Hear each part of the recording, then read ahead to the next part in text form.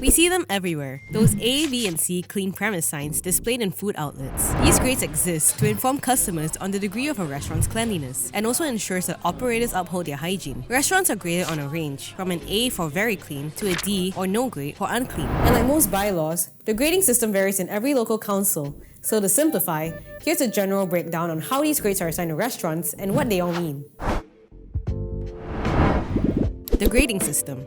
So what's with all these grades and who determines what's clean and what's not? Well, everything is written in the Food Hygiene Regulations of 2009. Restaurants have to comply with its rules to earn the proper certifications needed to operate. And to make sure that they're up to standards, local health inspectors perform checks to assign cleanliness grades. Being graded for an inspection is like a battle game, where you lose lives every time you get hit. Restaurants start off with 100 points, and marks are deducted every time a violation is found. The same way passing scores for school exams vary in every country, Malaysian councils assign A, B, or C cleanliness scores differently too. In Petaling Jaya, for example, restaurants must score a minimum of 86 points for an A, while for a B, it's down to 15 points lower. C's are 20 points lower than that, while a score of 50 points and under will not be given a grade. Points are accumulated based on a checklist, including food handling methods, equipment sanitation, disposal of waste, pest control, and a restaurant's flooring too. The score will then determine the final A, B, or C grade the restaurant receives. Some of the most common offences include the absence of grease traps, catching untrained food handlers without typhoid injections, or the presence of rat droppings and cockroaches.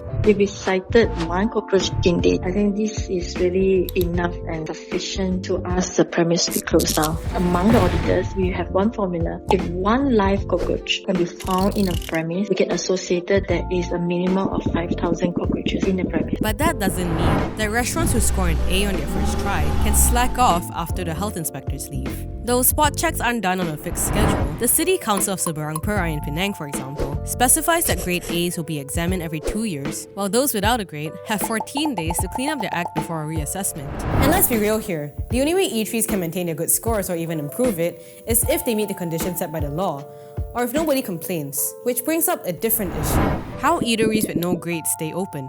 Unfortunately, some unclean restaurants with no grades still manage to stay open. But how?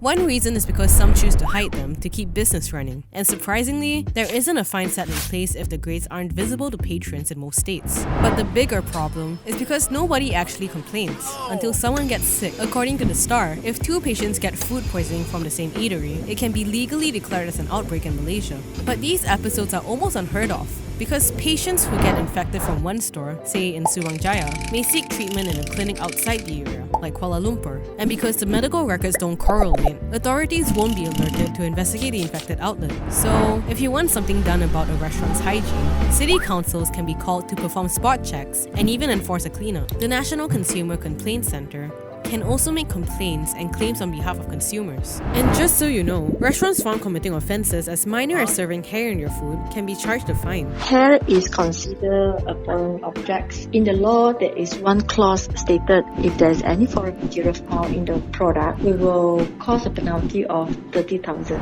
You now know what it means to see a C grade in a restaurant and what to do if you're bothered with its hygiene. And no matter how good the food is, it's our call as consumers to decide on whether or not we want to dine at these places. So if you're in a restaurant and can't find a grade, the rule of thumb is, if their toilets are disgusting, chances are, their kitchen probably is too.